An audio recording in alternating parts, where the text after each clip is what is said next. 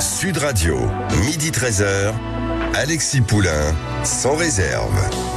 Et bonjour à toutes et à tous, on est ensemble sur Sud Radio jusqu'à 13h pour cette édition de Poulain sans réserve. Vous pouvez nous joindre au standard 0826 300 300. On va parler aujourd'hui des cyberattaques en France. Est-ce que la France est une cible et doit-on s'inquiéter de la fuite des données de France Travail? Notre invité sera Thomas Forêt, fondateur et président de Waller, un réseau social d'entreprises français. Et puis, en deuxième partie d'émission, on va parler bien sûr de l'interview d'Emmanuel Macron aux 20h avec le général Vincent Desportes, ancien directeur de l'école de guerre. Là encore, faut-il avoir peur de l'escalade ou bien est-ce que cette ambiguïté stratégique peut mener au mieux? À tout de suite, on se retrouve dans un instant, 0826 300 300 si vous souhaitez poser des questions, réagir avec nos invités. Sud Radio, votre avis fait la différence. Les opinions sont diverses et variées. Vous faites parler les auditeurs. De mon point de vue, la liberté d'expression est beaucoup plus fiable et authentique que sur Sud Radio, quoi. Sud Radio, parlons vrai. Alexis Poulain, sans réserve, l'invité. Et tout de suite, notre invité, c'est Thomas Forêt, fondateur et président de Waller, un réseau social d'entreprises français qui va vous parler avec nous des risques des cyberattaques en France, puisqu'on a appris cette semaine que France Travail, anciennement Pôle emploi, avait été attaqué et que 43 millions de profils étaient dans la nature, avec numéro de téléphone, adresse mail, numéro de sécu. Tout ça fait avec facilité pendant un mois, du 6 février au 5 mars, je crois, avant que France Travail ne lève l'alarme, et avec une facilité déconcertante, on a l'impression. Est-ce que aujourd'hui les administrations françaises prennent conscience de l'ampleur de ces cyberattaques et est-ce qu'elles y sont préparées? Alors je pense qu'elles prennent conscience en effet maintenant très sérieusement, parce qu'il n'y a pas une semaine, je dirais, sans qu'il y ait une cyberattaque d'ampleur, que ce soit dans les hôpitaux qui ont été beaucoup ciblés, que ce soit les mutuelles, si vous vous souvenez, il y a quelques semaines. Ouais. Dont les données de leurs clients en fait sont dans la nature. Et puis la semaine dernière, effectivement, France Travail. Je pense que les administrations se rendent compte au fur et à mesure de leur faiblesse ou de la faiblesse des processus de cyberprotection. Mais la marche à franchir pour réussir à être au niveau, elle est élevée, parce que c'est un sujet, la cybersécurité, dont on s'est assez peu préoccupé. Et on voit aujourd'hui, effectivement, que ça peut toucher tout le monde, et en particulier les services publics, tous les services et les entreprises aussi qui ont énormément de données. Est-ce que les entreprises sont pas mieux préparées finalement que les services publics? Ça va dépendre de quelle entreprise on parle. Je pense que les entreprises qui travaillent sur des sujets sensibles depuis toujours sont mieux préparées de fait. Mais aujourd'hui, ce qu'on appelle données sensibles, en fait, devrait être étendu et doit être étendu. Tous les services d'une taille importante, on peut penser aux groupes de grande distribution, par exemple, qui ont énormément de données sur leurs clients. On peut penser aux banques, etc. Donc tous ces domaines, et en réalité tous les domaines de l'industrie, des services est concerné. Pas seulement ceux qui traitaient des données sensibles de la nation. Ça peut être simplement des données personnelles. Plus vous avez d'adhérents, plus vous avez de données personnelles, parce que ça a un prix en fait. Ces cyberattaques ne sont pas forcément uniquement pour embêter la France dans une cyberguerre État entre États, mais on a affaire à des mercenaires qui revendent ensuite ces données sur le dark web, puisque chaque donnée a un prix, et c'est ça aussi la réalité de ces cyberattaques. Oui, effectivement. Donc il y a plusieurs types de cybermalveillance en réalité. Ce qu'il faut comprendre, c'est que les attaquants, ils ont plusieurs objectifs. 3 objectifs principaux. Le premier objectif, c'est l'argent. C'est ce que vous venez de dire. Je pirate une base de données pour la revendre à des gens qui vont derrière l'exploiter et qui sont aussi cybermalveillants par ailleurs. Le deuxième objectif, c'est la déstabilisation. Et là, on change finalement de catégorie. On n'est plus dans la cybercriminalité, on va être davantage sur de la cyberguerre, pour être très clair. Et le troisième objectif, qui est souvent lié au second, c'est l'espionnage. Quand un État veut espionner un autre État ou des services de cet État, il va d'ailleurs se faire assez discret et espionner. C'est probablement des attaques dont on entend peu parler. Donc il faut savoir distinguer au moins les deux catégories que sont la cybermalveillance où voilà, les attaquants veulent récupérer de l'argent, et la déstabilisation et l'espionnage qui concerne la cyberguerre et qu'on voit vraiment réapparaître depuis 2020. En réalité, c'est assez récent. Il y a une résurgence liée à la tension géopolitique mondiale de la cyberguerre. Et quand on voit des attaques de cette ampleur, je pense à France Travail ou aux mutuelles, etc., on peut penser que derrière, il y a des organisations étatiques, probablement. Donc vous pensez que derrière l'attaque de France Travail non revendiquée, puisqu'il y a certains groupes de hackers qui revendiquent, sont des puissances publiques étrangères qui seraient à la manœuvre? Alors, ce qu'on peut penser raisonnablement, si on veut être un petit peu crédible dans ce qu'on raconte sur la cybersécurité de façon générale, il faut être très prudent sur le fait sur l'attribution, c'est-à-dire que personne, si ce n'est les services des pays eux-mêmes, ne sont capables d'attribuer comme ça quelques jours après une cyberattaque. Donc là-dessus, je suis extrêmement prudent. Ce qu'on peut observer quand même, c'est que cette typologie d'attaque, elle demande beaucoup de moyens. En l'occurrence, et donc que c'est nécessairement une cyberattaque qui a été organisée probablement à une échelle importante, et ça laisse penser, bien sûr, à des attaques qui pourraient avoir des visées de déstabilisation et pas seulement de revente. Mais enfin, les choses sont liées. Bien souvent, voilà, il y a une frontière assez floue entre la capacité d'un État à attaquer un autre État et sa capacité à utiliser des groupes dans le monde qui vont être rémunérés pour ça. Si on prend l'exemple de la Corée du Nord, par exemple, ces programmes militaires sont financés par les cyberattaques. Ça, il faut le savoir.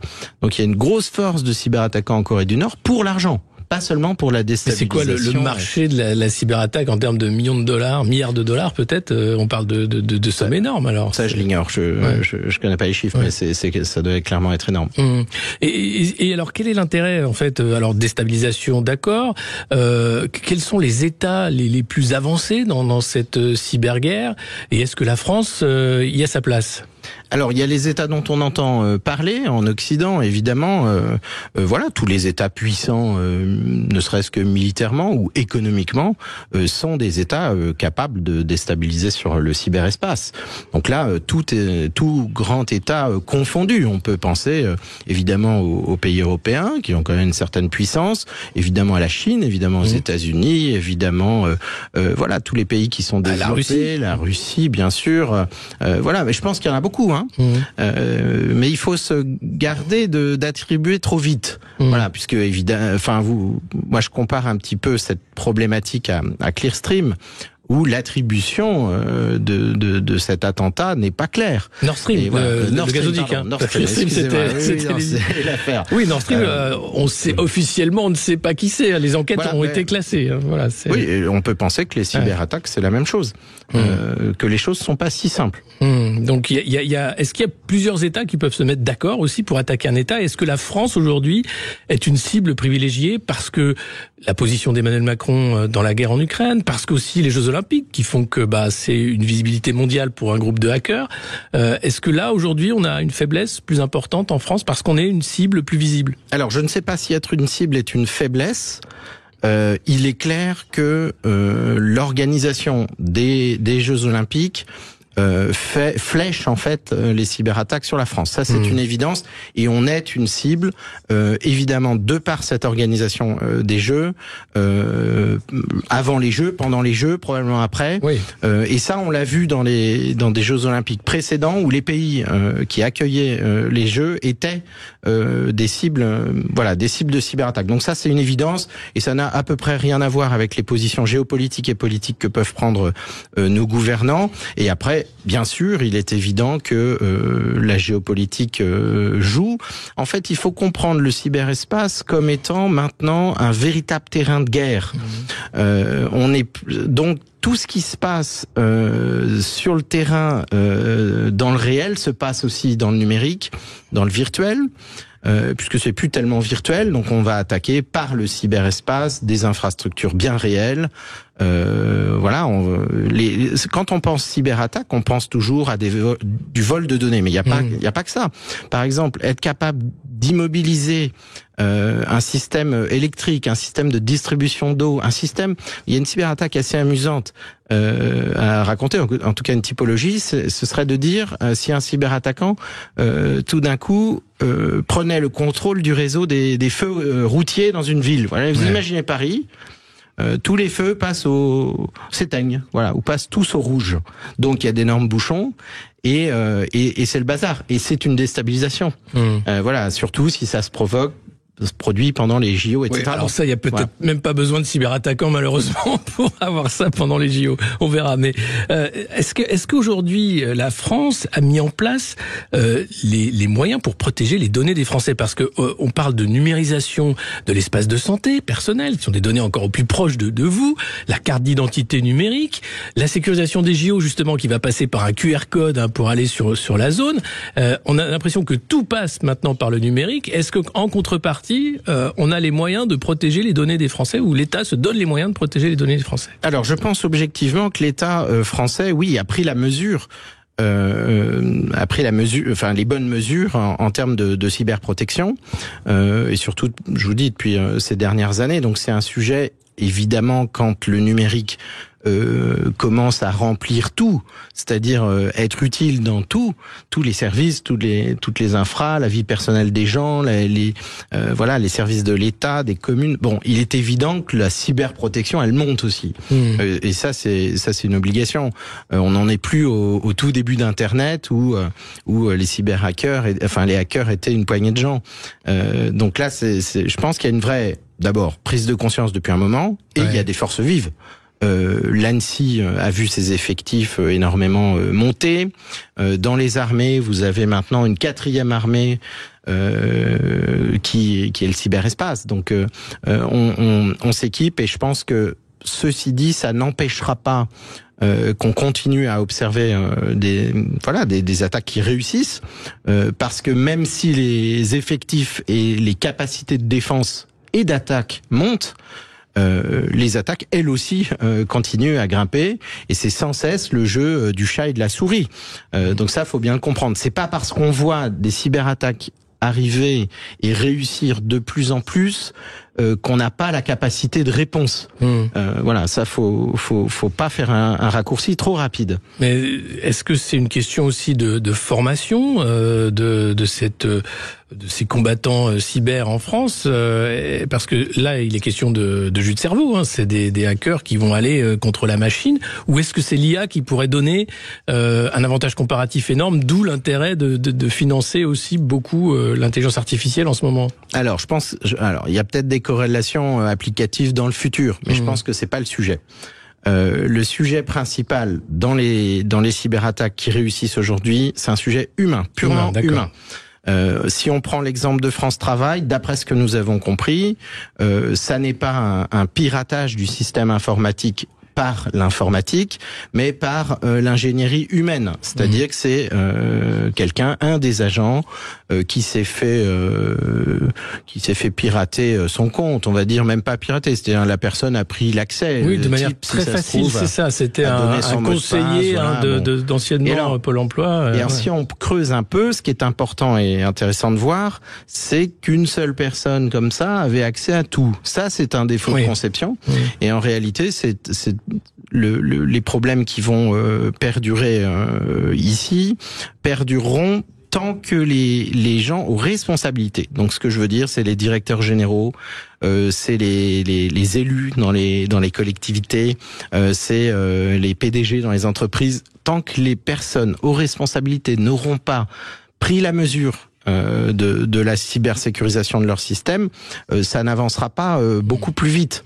Les forces aujourd'hui de défense en France que j'ai citées avant sont des forces généralement qui s'opèrent après la bataille quelque part, qui vont faire en sorte d'aller trouver qui a fait ça, d'aller récupérer les données, etc. mais les systèmes sont assez faibles encore pour la plupart, parce qu'on n'a pas mis la cybersécurité assez haut dans les fonctions dirigeantes. Mais c'est un manque de connaissance de ce secteur. On se rappelle du mulot de Jacques Chirac.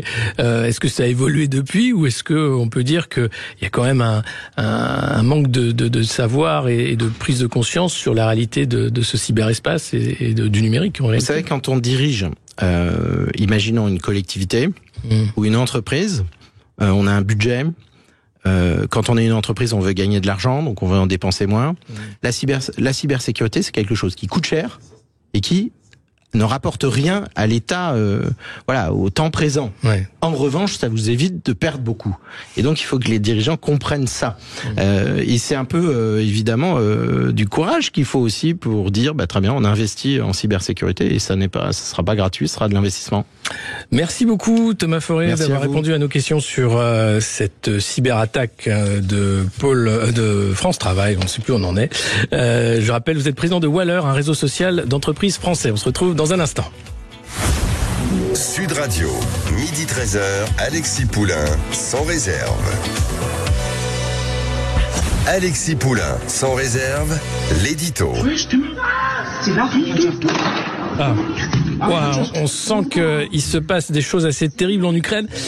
Ah non, on me dit que c'est Rennes en fait, une ville bien française où pendant une nuit, les narcotrafiquants se sont fait la guerre tout simplement en tirant pendant des heures à la Kalachnikov dans les rues de la ville. C'est pas la première fois, mais l'ampleur était telle que là il y a un vrai ras-le-bol des riverains et puis surtout un silence de la part d'un président de la République qui parle bien sûr de faire la guerre aux frontières, mais qui oublie la guerre de l'intérieur, celle contre les narcotrafics.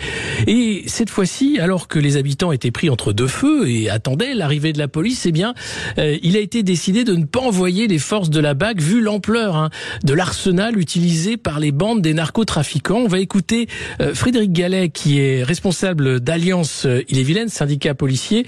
Il est au micro de CNews.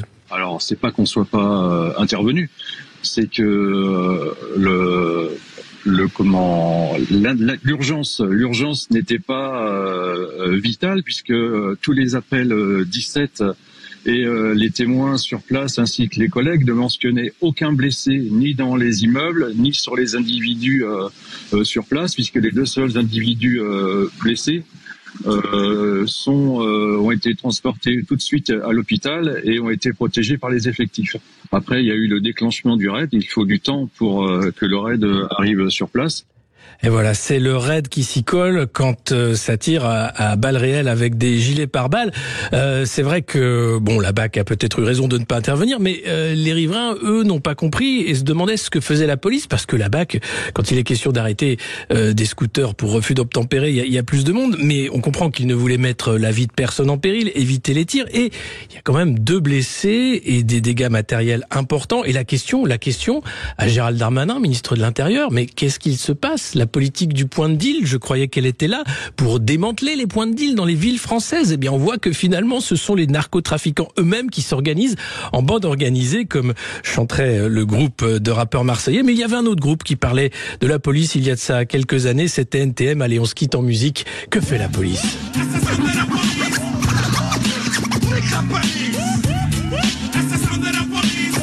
Alexis Poulain, sans réserve, l'invité.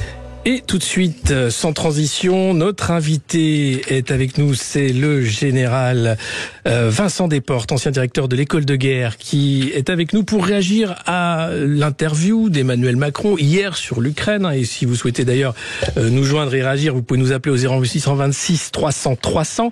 Qu'est-ce que vous avez pensé de cette interview d'Emmanuel Macron qui explique que tout est possible, Il redit qu'il n'y a pas vraiment de ligne rouge, que l'ambiguïté stratégique, ça veut dire que on peut aller jusqu'au bout. Mais alors, c'est quoi le bout? Alors, d'abord, j'ai pensé que c'était un exercice qui était très compliqué.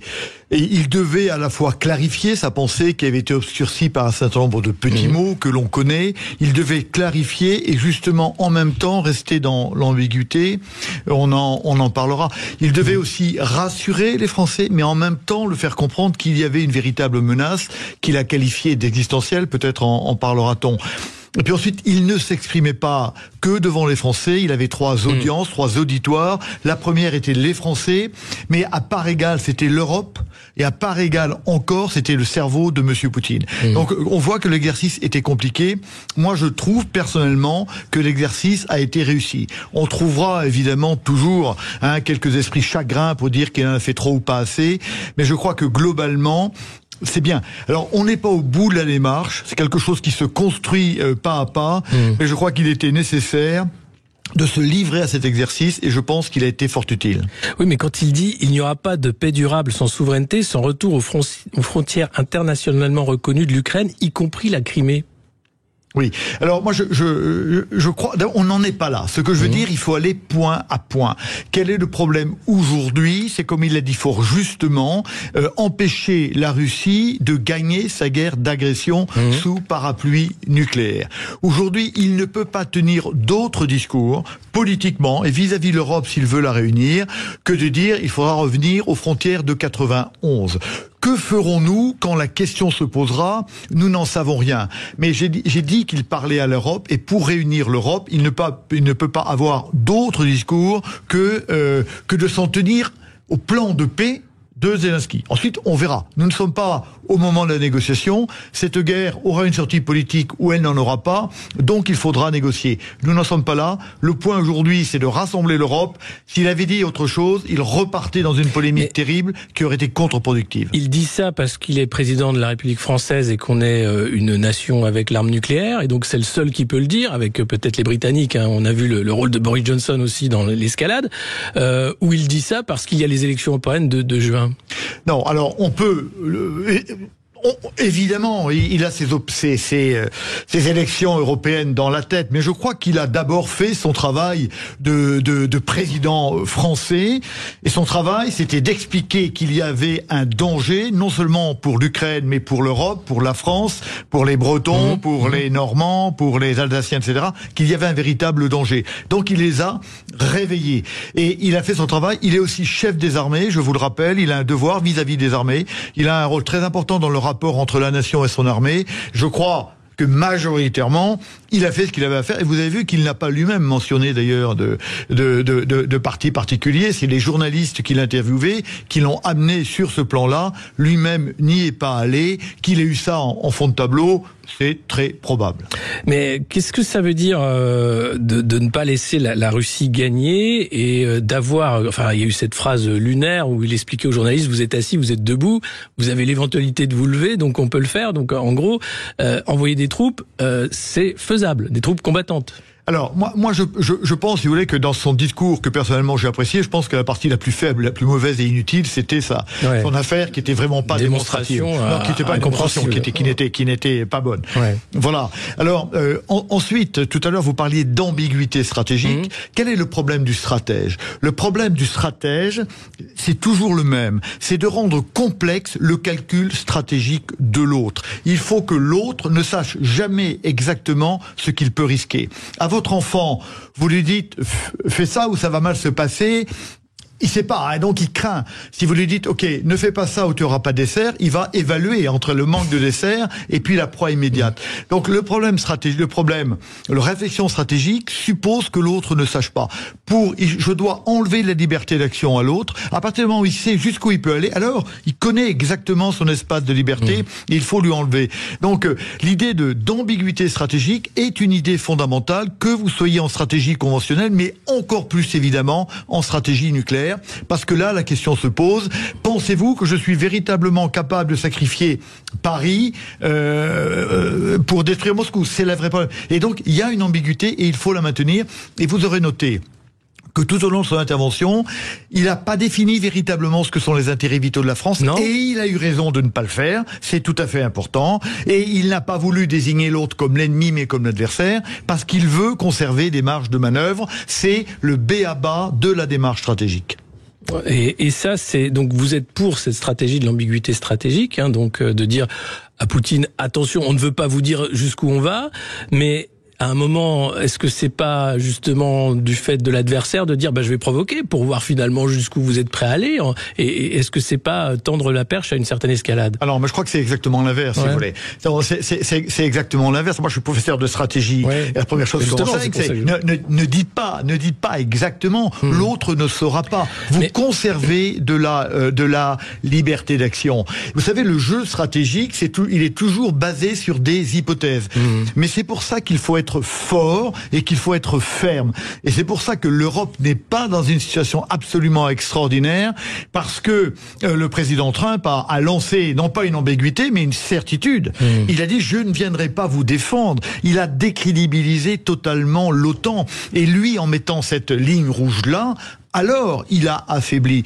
Et je rappelle que c'est en disant exactement ce qu'il ne voulait pas faire, le président Biden, au début du mois de février 2022, il dit quoi qu'il arrive, mes troupes n'interviendront pas. Alors il donne un blanc-seing. Poutine a compris que là, il a une liberté d'action. S'il ne l'avait pas dit, il n'aurait jamais su, et peut-être ne se serait-il jamais lancé. Poutine avait dit que c'était une ligne rouge si les Américains se retrouvaient sur le sol en armée co-belligérante. Là, c'était une ligne rouge, il n'a pas dépassé. Voilà, mais d'accord. À partir du moment où Biden dit quoi qu'il arrive, je n'interviendrai pas, alors Poutine, il dit je peux aller jusqu'à Kiev, et donc il croit à ce moment-là qu'il peut y aller. S'il avait dit je vais avoir immédiatement une riposte massive de l'OTAN, il aurait probablement hésité.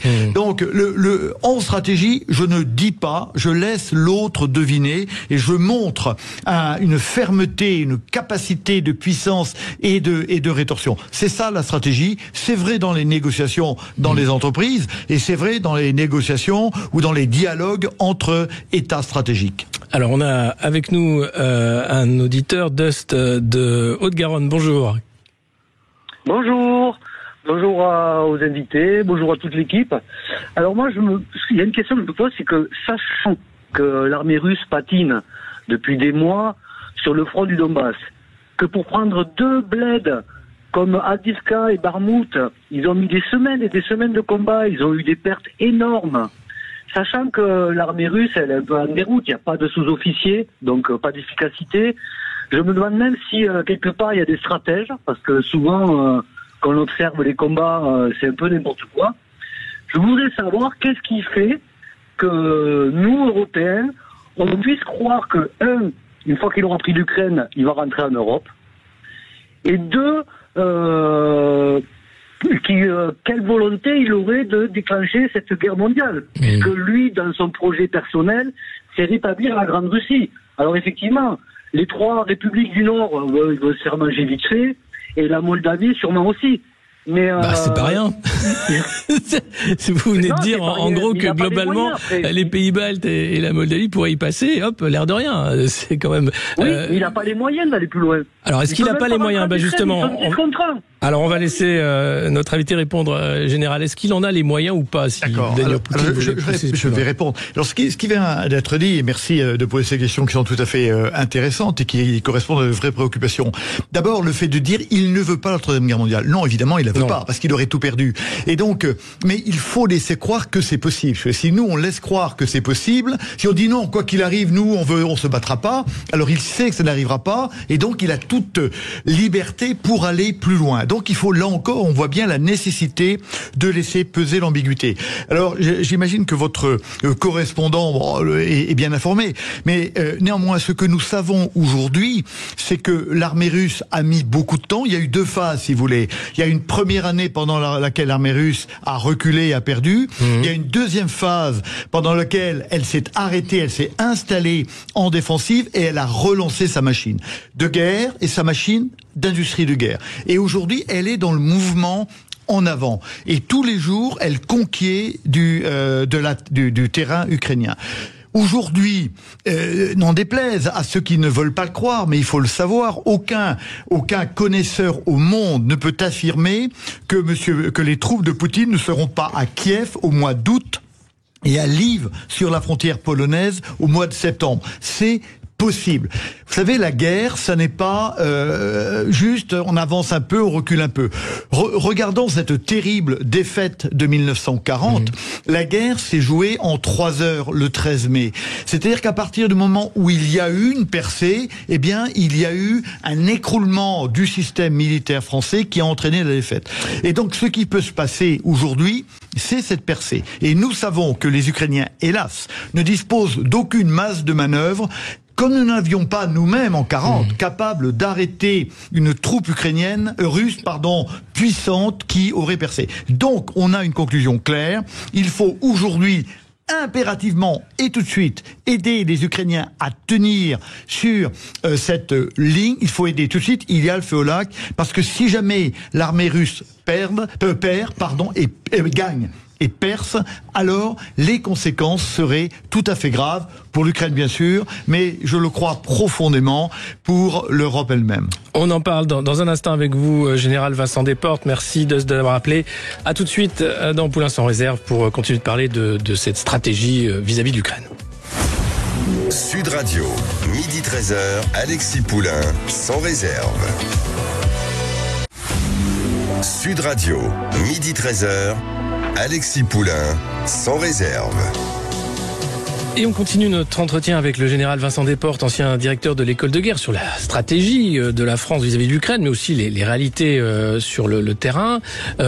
Aujourd'hui, hier, dans son interview, Emmanuel Macron disait que l'Ukraine était en difficulté. C'est une des premières fois qu'on entend ces termes-là, en disant qu'on manque à la fois d'hommes, mais aussi de moyens, puisque les partenaires européens n'ont pas été à la hauteur. Qu'est-ce que ça veut dire sur la réalité du front en Ukraine, cette situation des troupes ukrainiennes ? Bien, je le disais un peu tout à l'heure, c'est-à-dire que aujourd'hui, on a eu plusieurs phases dans cette guerre, et aujourd'hui, ce sont les Russes qui sont passés à l'offensive et qui ont l'avantage du nombre de matériel, du nombre d'avions, du nombre de soldats, etc. Donc l'avantage est clairement du côté russe. Quelle est la difficulté ?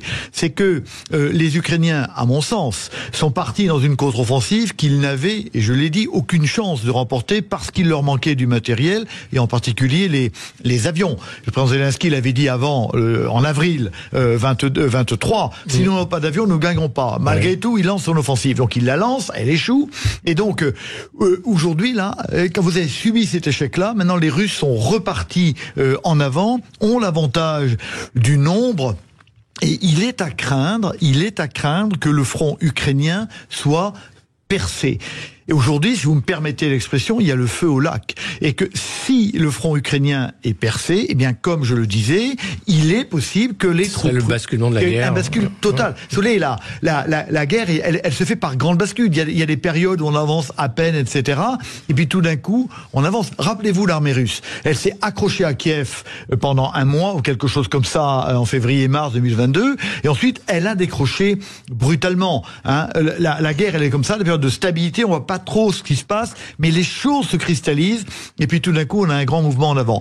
Qu'est-ce qu'il y a entre le front d'aujourd'hui et Kiev? Rien, c'est des champs plats, c'est des champs d'agriculture, il y a aucun obstacle sérieux. Si, me diriez-vous, au nord, il y a quand même le Dniepr qui est toujours là. Mais au fond, cette percée pourrait être effectivement brutale. C'est pour ça que nous, Européens, devons bien comprendre que notre propre sécurité, elle se joue là, actuellement, sur ce front-là, notre liberté, nos valeurs, et qu'il faut absolument, rapidement, et le plus vite possible, aider les Ukrainiens à faire quoi? Non pas à contre-attaquer, non, mais à faire eux-mêmes une ligne souro-viking, c'est-à-dire une ligne de défense dans la profondeur, celle qui a permis aux Russes de tenir et d'attendre pendant un an le temps de se reconstituer. Et la manœuvre, elle est bien là. Il faut que les Ukrainiens s'arrêtent et ensuite prennent le temps de reconstituer une masse de manœuvres qui serait capable éventuellement en 2025 de relancer une manœuvre de contre-attaque. On sera dans d'autres conditions, on verra, mais on a bien une manœuvre en 2 temps, arrêter et ensuite voir ce qu'on fait. Donc mais là, il faut part pour arrêter. Le temps long, une guerre qui va se prolonger en réalité. Rien, sauf non, elle peut s'arrêter demain. Elle peut s'arrêter demain ou au mois d'août si les troupes russes arrivent à Kiev. C'est possible, mais justement, évidemment, il ne le faut pas. Et donc nous avons intérêt à avoir une guerre, c'est terrible à dire, mais qui dure au moins jusqu'en 2025, bien sûr. C'est terrible.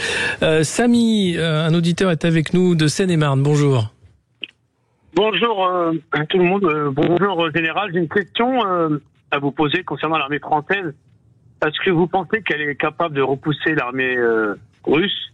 Et est-ce que franchement c'est utile quoi de s'engouffrer dans une guerre qui est clairement pas la nôtre, surtout vu l'économie actuelle de la France et tous les problèmes qu'on a en France interne? Alors, Général, est-ce que c'est pas notre guerre et est-ce que l'armée française est à la hauteur? Je crois que c'est notre guerre. On peut le penser autrement, mais je crois que c'est notre guerre, que c'est notre liberté, que c'est notre façon de vivre. Les Américains disent freedom is not free. Nous, on pourrait traduire par la liberté a un prix. Et à un moment donné, ce prix-là, il faut le payer. Alors, est-ce que l'armée française est capable d'arrêter l'armée russe? La réponse est non. Et c'est pas ce qu'on lui demande d'ailleurs. Et pourquoi elle n'en est pas capable? Parce que les citoyens français, depuis 25 ans, ont demandé à leur armée d'être uniquement capable de conduire des petites opérations à l'extérieur du territoire. Et donc nous avons un modèle de force qui est constitué pour un autre environnement stratégique. Donc aujourd'hui, non, nous n'en sommes pas capables. Mais il ne s'agit pas de nous. Nous sommes dans une alliance. Cette alliance, elle s'appelle l'OTAN, qui a été stupidement fragilisée par le candidat Trump, mais elle s'appelle l'Europe. Mais au niveau européen, évidemment, nous avons les moyens. Ça n'est pas une affaire de finance. Le PIB de l'Europe est environ 4 fois supérieur au PIB russe. Les dépenses européennes de défense sont 3 à 4 fois supérieures aux dépenses de défense russes. Donc c'est un problème d'organisation, d'établissement de la cohérence, et c'est surtout un problème de volonté de s'unir et de reconstituer une dissuasion conventionnelle capable d'arrêter Poutine. Mais est-ce que Emmanuel Macron n'est pas responsable quand il disait que l'OTAN est en mort cérébrale à l'époque où Trump était président, justement? Est-ce qu'il n'y a pas eu aussi de la part des leaders européens, alors qu'une fenêtre de tir était ouverte pour se constituer en tant que défense européenne, une volonté de rien faire pour rester sous le parapluie américain? Vous avez parfaitement raison. Alors moi j'ai une analyse perpendiculaire à la vôtre, orthogonale à la vôtre. Je pense que le président Macron a eu raison de dire que l'OTAN était en état de mort cérébrale. Je vous rappelle que les Américains ont lâché les troupes françaises en rase campagne au nord de l'Irak. Je vous rappelle qu'à ce moment-là, on est dans l'affaire de l'AUKUS où les Américains et les Anglais nous lâchent pour aller soutenir l'Australie. Voilà, on est à un moment peu de temps après, où les Américains vont lâcher encore la coalition, et c'est Trump qui l'aura fait en Afghanistan. Donc il y a un problème. Qu'est-ce qu'il a fait, le président Macron? Comme d'habitude, un peu avec sa façon de mettre les pieds dans le plat, il a posé une question dont chacun se souvient. Et oui, qui a fait revivre l'OTAN? Dans un premier temps, c'est évidemment le président Poutine, qui l'a détruit par ailleurs derrière. C'est le candidat Trump. Et oui, vous avez raison. Il y a beaucoup de pays en Europe qui ont cru qu'il suffisait de confier sa sécurité au courage et aux finances des autres. C'est pour ça que la défense des pays européens a été sous-dimensionnée. Nous devons noter que grâce au général de Gaulle, nous Français, nous avons compris que nous devions être capables nous-mêmes de nous défendre, et le président Macron a eu parfaitement raison il y a quelques jours de dire notre sécurité ne doit pas dépendre de l'électeur américain. Quelle est la différence entre les États-Unis d'aujourd'hui et les États-Unis de la guerre froide? On a eu, pendant toute la guerre froide, une espèce de colonne vertébrale de la politique étrangère qui était la défense contre le pacte de Varsovie, contre l'Union soviétique. Et donc, que vous ayez un président démocrate ou républicain, il y avait une ligne. Et cette ligne-là, nous la connaissions, nous savions quelle serait la réponse des Américains. Mais cette ligne-là n'existe plus. Quand vous êtes Biden, vous dites je défends l'Europe, mais peut-être un peu. Quand vous êtes Trump, je la défends plus. Donc il est temps que nous trouvions notre autonomie opérationnelle. Je parle même pas d'autonomie stratégique, mais il faut que nous soyons capables de nous défendre. Mais c'est quand même un beau pied de nez de l'histoire de voir que les territoires où les grands empires ont été faits, britanniques et français, est aujourd'hui aux mains des empires et qu'on est totalement désarmé ou désorganisé. Mais vous avez raison. Vous savez, l'histoire a des flux et des reflux. Et aujourd'hui, il est clair que les empires d'avant, on a eu l'empire portugais, l'empire espagnol qui sont tombés. Après, on a eu l'empire turc qui est tombé, l'empire anglais, etc. Et donc, on a d'autres autres grands gendarmes du monde, la Chine, l'Inde, les États-Unis. Et effectivement, il faut absolument réorganiser ce monde dans lequel nous vivons. On parle de l'émergence du Sud global, avec un ressentiment croissant contre l'Occident. Nous devons le prendre en compte. Mais surtout, ce que nous devons prendre en compte, c'est que l'Europe nous a protégés de ce que le président Macron, reprenant une expression connue, appelle le tragique de l'histoire. Pendant 80 ans, de 1949 à 2024, nous avons pensé que la guerre n'était plus notre affaire. Nous changeons de paradigme, et si nous voulons être prêts à cette guerre qui revient à ce monde, qui revient à la vérité, c'est-à-dire que le monde est toujours un rapport de force et un rapport de volonté, eh ben nous devons nous y préparer. Désormais, notre liberté, il faudra la défendre nous-mêmes. L'Amérique nous lâchera, forcément, parce que c'est dans les tendances de l'histoire du monde. C'est Obama qui disait « Je suis le premier président du Pacifique » et qui organise le pivot vers l'Asie, on le sait. Eh bien, nous devons nous prendre en compte nous-mêmes. Merci beaucoup, Général, d'avoir répondu à nos questions sur ce sujet ô combien difficile qu'est l'Ukraine, avec cette perspective de guerre qui n'est pas vraiment rassurante. Tout de suite, c'est la culture dans tous ses états avec Céline Alonso et André Berkoff. Ils reçoivent à 13h Sébastien Soulet, le policier qui a inspiré le film Bac Nord. On parlait de la BAC il y a un instant. Et lui va nous raconter sa descente aux enfers entre super flics à détenus en prison. Une histoire passionnante. À tout de suite sur Sud Radio. Sud Radio. Sud Radio. Parlons vrai. Parlons vrai. Sud Radio. Parlons vrai.